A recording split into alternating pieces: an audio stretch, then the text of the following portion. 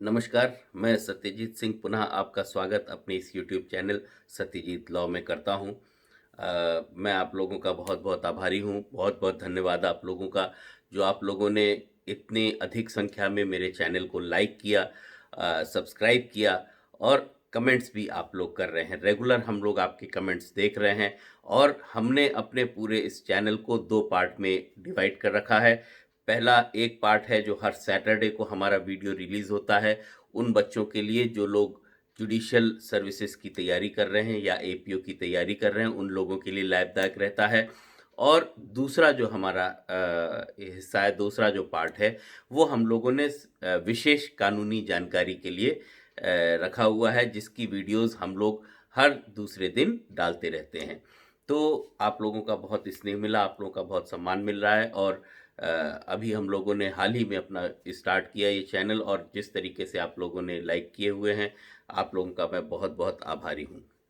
आज हमारा विषय जो विशेष कानूनी ज्ञान का है, वो ये है कि अक्सर रंजिश होती है, लड़ाई होती है गाँव में या शहरों में भी आपस में एक-दूसरे के पड़ोसियों के बीच में हो जाता है और एक व्यक्ति दूसरे व्यक्ति के विरुद्ध फ़ॉल्स एफआईआर रजिस्टर कराता है। मतलब क्या कि तथ्य जो नहीं होते हैं, उन तथ्यों को गढ़ करके आपके अगेंस्ट में किसी व्यक्ति दूसरे व्यक्ति के अगेंस्ट में एफआईआर करा देता है।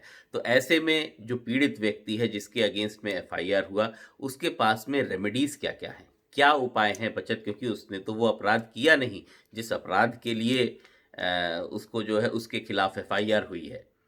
तो यहाँ पर यही हमारा आज का विषय है और बहुत ही इम्पोर्टेंट ये विषय भी है, क्योंकि मैं भी इतने वर्षों की मेरी जो प्रैक्टिस है उसमें मैं देखता हूँ कि जो केसेस होते भी हैं वो डिस्टॉर्टेड फैक्ट्स पे होते हैं। आप लोग भी अगर ध्यान देंगे तो जो वास्तव में घटना होती है उस पे कभी एफआईआर लिखी नहीं जाती। हमेशा एफआईआर डिस्टॉर्टेड वे में जिसने जैसा बता दिया, किसी ने कुछ कह दिया, ये चीज़ भी डाल दो, ये चीज़ भी डाल दो। भले ही एक सामान्य अल्टरकेशन हुआ हो 2 व्यक्तियों के बीच में, लेकिन जब वो एफआईआर लिखाने जाता है, तो उसमें लिखाता है उन्होंने मुझसे चेन भी छीन ली, उन्होंने मुझसे पैसा भी छीन लिया, उन्होंने मुझको मार भी दिया, उन्होंने जान से मारने की धमकी दे दी। तो ये सब चीज़ें होती रहती हैं। तो इसी विषय पर आज हमारा ये सत्र है कि अगर किसी व्यक्ति के विरुद्ध में फ़ॉल्स एफआईआर हो जाती है, तो उसके पास में क्या-क्या रेमेडीज़ हैं, वो क्या-क्या कर सकता है। तो इसको स्टार्ट करते हैं और इसको हम लोग 2-3 पार्ट में डिवाइड करके पढ़ेंगे। इसको पहला जो हमारा है कि अगर आपके विरुद्ध एफआईआर हो गई है और आपकी अभी गिरफ्तारी नहीं हुई है, तो आप क्या कर सकते हैं? दूसरा, अगर आपकी गिरफ्तारी हो चुकी है, तब आपके पास में ऐसी झूठी एफआईआर के विरुद्ध क्या-क्या उपाय हैं?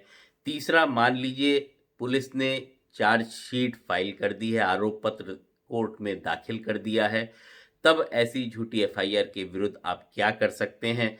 और चौथा, मान लीजिए कोर्ट ने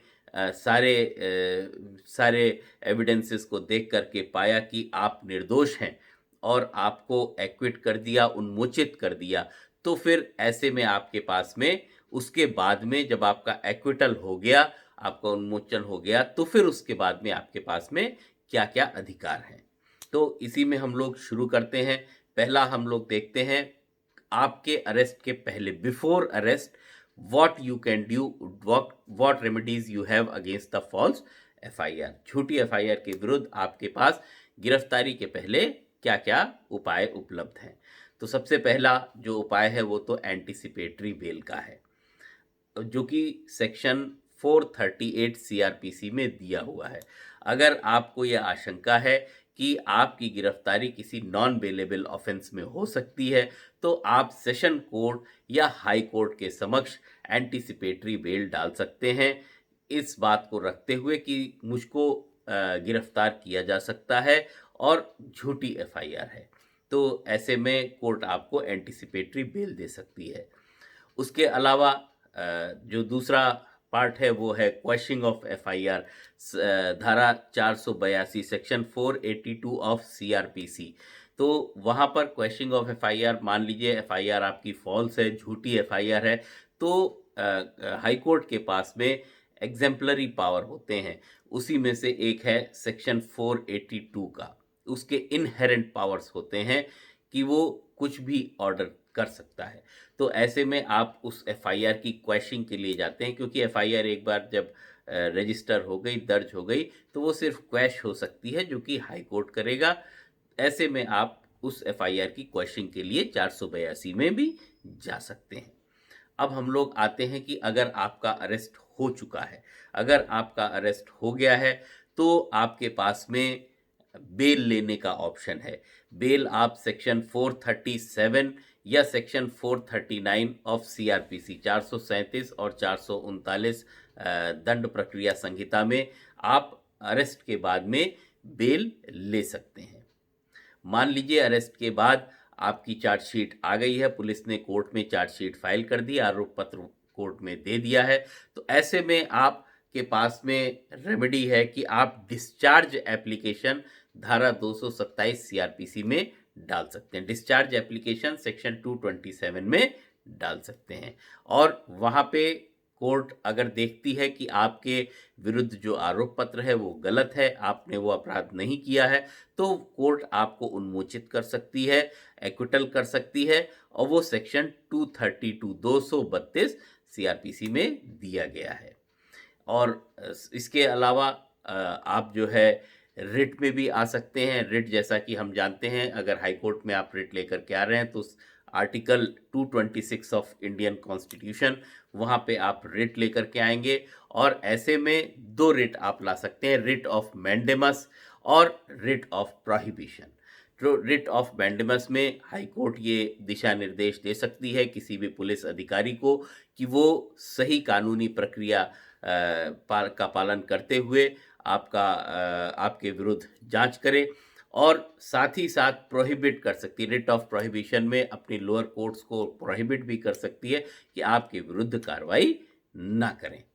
इसके बाद हम आते हैं कि अगर आपके विरुद्ध मुकदमा चला और आप एक्विट हो गए, यानी कि आप उन्मोचित हो गए, कोर्ट ने यह पाया कि आपके विरुद्ध किसी भी प्रकार का चार्ज नहीं है, आपके खिलाफ जो एफआईआर थी वो झूठी है, तो ऐसे में आप अब वहाँ पे आपका यह अधिकार है कि आप उस व्यक्ति के विरुद्ध सेक्शन 182 आईपीसी भारतीय दंड संहिता धारा 182 में उसके विरुद्ध एफआईआर दर्ज कर सकते हैं।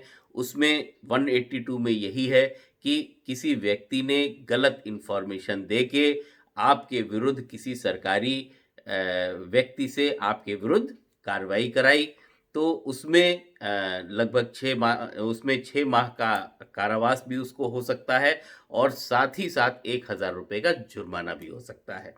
इसके अलावा आप उसके विरुद्ध 211 आईपीसी में भी एफआईआर करा सकते हैं, जो कि आपको इंजर करने के लिए उसने आपको एफआईआर की थी, तो ऐसे में उस 211 में भी आप उसके खिलाफ एफआईआर करा सकते हैं, जिसमें कि 2 साल की सज़ा है। और अगर आपके विरुद्ध जो उसने झूठी एफआईआर की थी वो ऐसी थी जिसमें सज़ा 7 साल या लाइफ इम्प्रिजनमेंट या फिर फांसी तक की सज़ा हो सकती थी आपको, अगर वो उसने एफआईआर की हो, तो धारा 211 ये बोलता है कि ऐसे में उस व्यक्ति की सज़ा जिसने झूठी एफआईआर कराई थी उसको 7 साल की सज़ा भी हो सकती है, फाइन के साथ में। तो इतने के बाद में ये तो आपने उसके विरुद्ध एफआईआर की। अब जो आपका नुकसान हुआ, जो आपको कठिनाई पहुंची, उसके लिए आप क्या क्या कर सकते हैं, तो आप सेक्शन 250 क्लॉज 1 सीआरपीसी दंड प्रक्रिया संहिता 250 की उपधारा 1 में उससे कंपनसेशन मांग सकते हैं। साथ ही साथ जब आपको उन्मोचित किया था कोर्ट ने, तो 237 क्लॉज 3 में ये प्रावधान था कि कोर्ट पूछ सकती है उस व्यक्ति से जिसने आपके खिलाफ झूठी एफआईआर की है कि आपके खिलाफ क्यों ना आदेश दे करके आपसे कंपनसेशन लिया जाए। तो ये रेमेडीज आपके पास में एक्विट होने के बाद में है। साथ ही साथ आप उसके बाद चाहें तो उसके विरुद्ध सेक्शन 499 डिफेमेशन, 499 सेक्शन 500 डिफेमेशन में भी, चूंकि आप को ये कानूनी प्रक्रिया, ये दर्द सहना पड़ा, ऐसे में आपकी जो डिफेमेशन हुई है उसके विरुद्ध भी आप उसके खिलाफ एफआईआर कर सकते हैं। तो इतनी सब कानूनी प्रक्रियाएं हैं। अगर कोई व्यक्ति आपके अगेंस्ट झूठी एफआईआर लिखा देता है तो आप इतनी सब कानूनी प्रक्रियाएं का इस्तेमाल करके उस व्यक्ति को वापस कानूनी परेशानी दे सकते हैं जिसने आपको इन कानूनी पचड़ों में डाला है। तो यहाँ पे मैं आपसे रिक्वेस्ट करता हूँ ये सेशन के बाद में कि आप लोग मेरे इस चैनल को अपना प्यार देते रहिए, लाइक करते रहिए, सब्सक्राइब करते रहिए और साथ ही साथ अपने मित्रों में, अपने दोस्तों में इसको शेयर करते रहिए, जिससे कि ज़्यादा से ज़्यादा लोगों तक ये ज़रूरी कानूनी जानकारियाँ पहुँचती रहें। आपका बहुत बहुत धन्यवाद। नमस्कार। स्वस्थ रहिए, मस्त रहिए। नमस्कार।